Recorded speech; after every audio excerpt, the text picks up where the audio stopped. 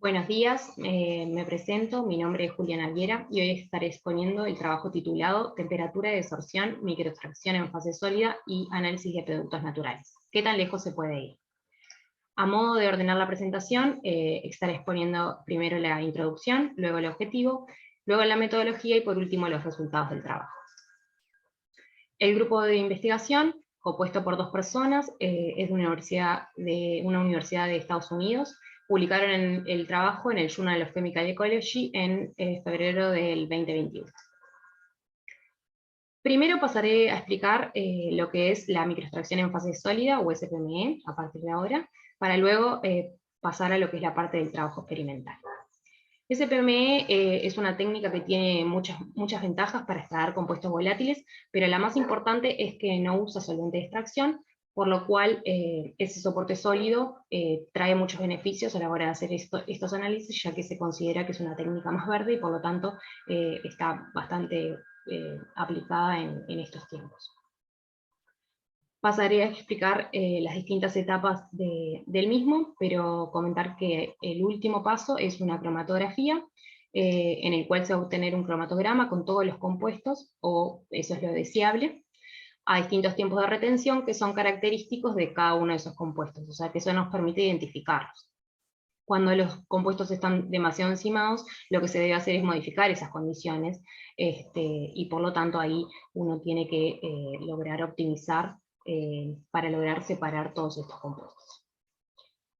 La primera parte de la SPME es la preparación de la muestra. Allí se va a colocar lo que es la muestra líquida o sólida, para luego pasar a una etapa de aplicarle calor, que en algunos casos puede hacerse o no, y vamos a esperar a que se alcance el equilibrio térmico, que las presiones de vapor se igualen, para allí exponer lo que es la fibra, que básicamente es un lápiz mecánico, que dentro tiene esa fibra sólida, la cual se expone en el espacio de cabeza sin tocar la muestra, y esa fibra lo que va a absorber son los compuestos volátiles en la superficie de ella. Eso se retrae y luego se inyecta en lo que es un equipo cromatográfico, que en este caso va a tener un detector FID, pero puede estar acoplado a espectrometría de masas o incluso a un olfatómetro donde una persona puede estar oliendo de acuerdo a las aplicaciones que se le quiera hacer. Cabe destacar que a la hora de inyectar y de desorber estos compuestos se puede modificar ya sea la temperatura a la que uno desorbe los compuestos o el tiempo que uno espera en esa temperatura. El objetivo del trabajo en sí era evaluar si la temperatura de desorción era capaz de producir artefactos, que básicamente son productos de degradación de compuestos, porque suelen ser termolábiles y esos se descomponen, provenientes de un sistema planta-nemato. Y a su vez determinar si la temperatura de desorción era un parámetro a evaluar a la hora de utilizar SPME. Voy a mencionar brevemente el sistema de trabajo porque ellos no le dan demasiada relevancia, pero básicamente son 2 niveles tróficos, la planta y los nematodos. Estos nematodos son gusanos redondos provenientes del reino animal, en el cual hay más de 25.000 especies, se alimentan de hongos, algas y bacterias, y suelen tener algunas características benéficas, pero en algunos casos, como son herbívoros, terminan parasitando plantas, sobre todo en la zona de las raíces, donde básicamente lo que se le hace es, le inyecta un estilete que básicamente es lo que le permite alimentarse. A su vez también se va a dar como la ovodeposición y se producen como esos pequeños bulbos en lo que son la zona de las raíces. La importancia de los compuestos estudiados básicamente es que obviamente les permite la comunicación entre sí, ya sea por tierra o por aire, y estos 5 compuestos se compraron comercialmente en Sigma Aldrich. A su vez, tenemos el pregligereno, que es un atractor potente de nematodos, y que es producido más que nada por la familia de rutáceas, y el equipo investigador lo que hizo fue extraer a partir de una planta de ruda el pregligereno. El germacrino D, sin embargo, fue aislado de otra planta de solidago altísima, también, para producir lo que son las soluciones patrón luego para la inyección. Entonces lo que hicieron es preparar 2 soluciones. La primera tenía 6 compuestos disueltos en pentano. Los primeros 5 compuestos estaban a una concentración de 6 micromoles por mililitro, y el limoneno, por tener picos demasiado grandes, se decidió disminuir la concentración a 1,5. A su vez, la solución 2 era una solución de pregereno de 100 nanogramos por microlitro, el cual permitía preparar una concentración aparte debido a la baja concentración que pudieran obtener mediante la extracción. Por lo tanto, la mezcla preparada, básicamente lo que se hizo fue colocarla en un tubo de teflón, allí se expuso la fibra y se inyectó en el equipo para ser analizado, para obtener los distintos cromatogramas. La fibra usada era una fibra de 65 micrómetros de polidimetilsiloxano y divinilbenceno.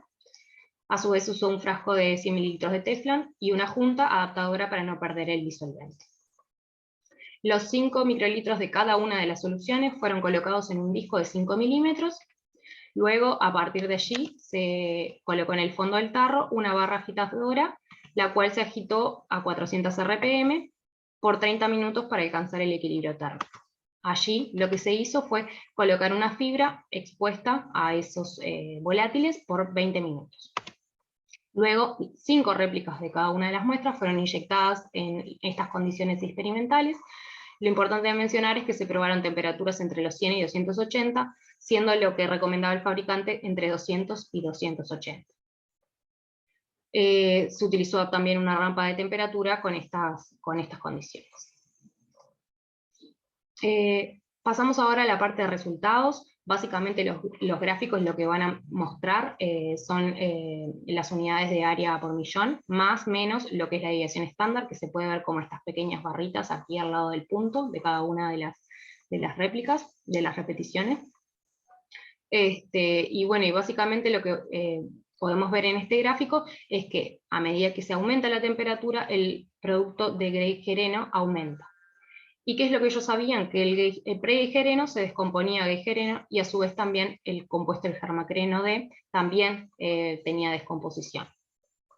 Los otros compuestos no presentaban descomposición, con lo cual solo calcularon los porcentajes de recuperación para estos. Entonces de pregereno podemos ver que a menores temperaturas el porcentaje de recuperación era mayor, porque no se descomponía tanto. Los cálculos estos se hicieron básicamente haciendo las áreas de pico sobre las áreas del pico del compuesto más los de degradación por 100. Dentro de lo que podemos ver, esas temperaturas lo que nos permiten ver es que a medida que aumentamos la temperatura se van a disminuir lo que tenemos de producto y aumentar lo que tenemos de producto de degradación. Y en este caso se utilizó una prueba chi cuadrado con corrección de Yates para el análisis estadístico. A su vez, podemos ver que el germacreno D solo a 280 presenta un 12% de degradación, como iangleno, copaeno, muroleno y amorfeno, los productos que se obtuvieron. Y por último tenemos el gráfico de lo que son las distintas recuperaciones de estos compuestos, que se puede ver que a 200 grados la mayoría de las muestras es donde se tiene mayor recuperación, excepto en el cariofileno, que es este, que se puede ver que es a 240, que tiene un poco más de recuperación. Sin embargo, como se puede ver, en el cariofileno a 100, la única diferencia significativa que se da entre estas temperaturas es con el valor a 100 grados. Con lo cual se decidió aumentar el tiempo de exposición a 5 minutos de purga a la hora de desorber los compuestos, y esto generó una mayor recuperación, con lo cual ya ahí deja de ser significativa la diferencia entre uno y otro. Como conclusión es que a temperaturas bajas de inyección puede resultar en una desorción básicamente incompleta, y a su vez la sorpresa que la menor temperatura seleccionada por el fabricante, o sea que ellos recomendaban, era la que ellos obtenían mayor recuperación. Por último, pasamos a lo que es la parte de los cromatogramas. El único presentado fue este, que es el pregereno, que lo pueden ver acá a 100 grados, y el del geigereno, que a 240 grados ya se empieza a descomponer. Aquí podemos ver que a su vez también van a tener una diferencia en lo que son los anchos de pico, y en el segundo, aquí también, como aumenta considerablemente lo que es el geigereno. También podemos ver que hay una pequeña diferencia a las temperaturas de 100 con el ancho de pico. Obviamente que esto se ve modificado por los equilibrios que hay entre la fase gas, líquida y sólida. Estos equilibrios obviamente que se ven afectados y por lo tanto pasan de un tiempo de 0,06 a 0,08 para el hexanal y de 0,06 a 0,09 cuando pasamos a los 100 grados, digamos, que se aumenta un poco el ancho de pico en cada uno.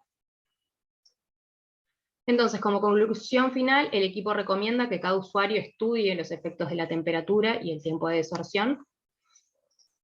Se sugiere que se utilicen menores temperaturas, pero que también se prevén aumentar los tiempos de desorción para obtener mejores recuperaciones. Como conclusión final, cada uno debería poder estudiar y hacer un diseño experimental propio para evaluar todo lo que son las matrices y todos los compuestos que uno tiene, porque en general estos son de gran variedad y debería hacerse un estudio preliminar al trabajo en sí. Muchas gracias, quedo a las órdenes para cualquier pregunta o duda.